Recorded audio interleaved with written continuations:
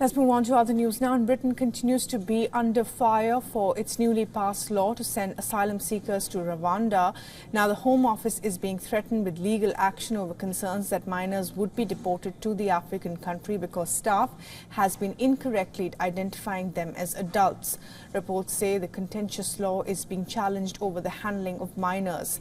The department has been given 2 weeks to respond to the legal threat before further action is taken by the charity. Ministers had guaranteed that no children will be deported to Rwanda in the summer flights.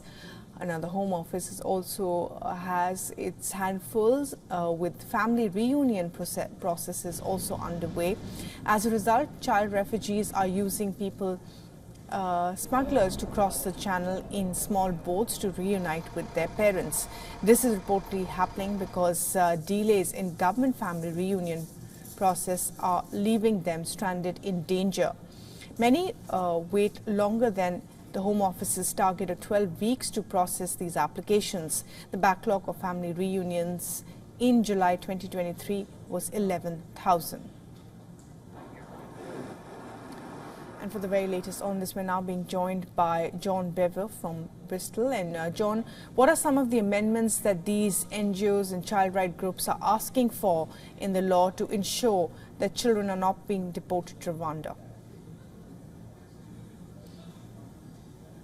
Well, a lot of the issues are related to what they say is a wholly incompatible, very cursory assessment of a migrant's age. And that decision is made very quickly by one of the processing officers, as they're called, and then it has a huge ramifications for that individual.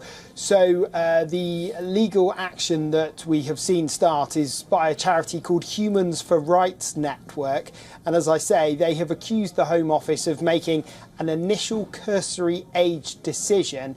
And they say actually a more thorough assessment needs to be made before it can be judged whether this individual is a child under 18 or whether they are an adult. And of course, the implications of that are huge, because if they are an adult, then they can be deported to Rwanda under this new scheme if they arrived in the country illegally. So if they're a child, then that's not the case. So of course, plenty of people are arriving trying to be treated as children rather than adults. So that is the challenge the Home Office faces. There is a pre-action letter that has been sent to the Home Office by the charity. That means they now have 2 weeks to respond, as you said.